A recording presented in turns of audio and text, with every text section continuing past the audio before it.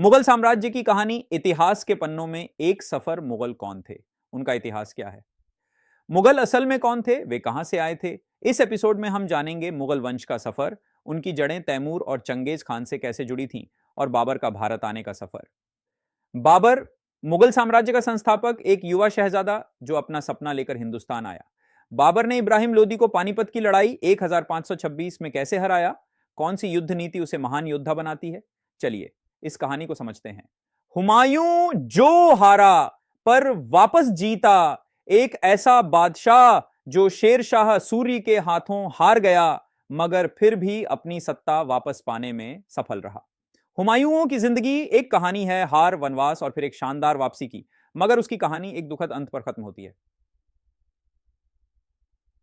अकबर, मुगल साम्राज्य का शिल्पकार, सिर्फ 13 साल की उम्र में तख्त संभालने वाला लड़का कैसे भारत का सबसे बड़ा बादशाह बना। अकबर ने धर्म की सीमाओं को तोड़कर मनसबदारी प्रणाली और सुलह ए कुल जैसी अनोखी नीतियां बनाई। यह है अकबर महान की कहानी। जहांगीर, कला और शक्ति का प्रेमी बादशाह। जहांगीर एक महान शासक था या सिर्फ नूरजहां के प्रभाव में एक कमजोर राजा। इस एपिसोड में देखेंगे कि कैसे मुगल दरबार में फारसी कला, चित्रकला और आध्यात्मिकता अपने नए रूप में निखर रही थी।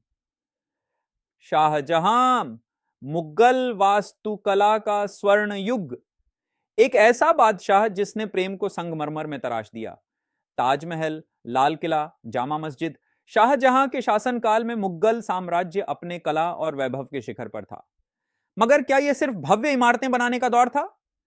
औरंगजेब, मुगलों का आखिरी शक्तिशाली बादशाह, एक कठोर, धार्मिक और युद्ध प्रिय शासक।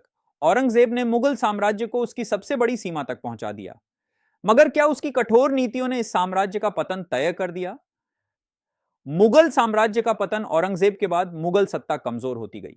मराठा, सिख, राजपूत और ब्रिटिश शक्तियां बढ़ने लगीं। क्या सच में मुगलों का पतन निश्चित हो चुका था?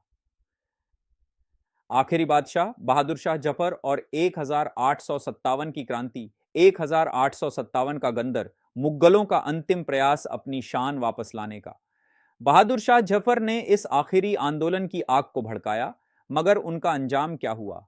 मुगल साम्राज्य का अंतिम अध्याय। मुगलों की विरासत आज भी जिंदा है। ये मुगल चले गए मगर उनकी छोड़ी हुई विरासत आज भी हिंदुस्तान की पहचान है। ताजमहल, लाल किला, सूफी संगीत, मुगलई खाना और शानदार प्रशासन प्रणाली, कैसे मुगल इतिहास आज भी भारत को प्रभावित करता है।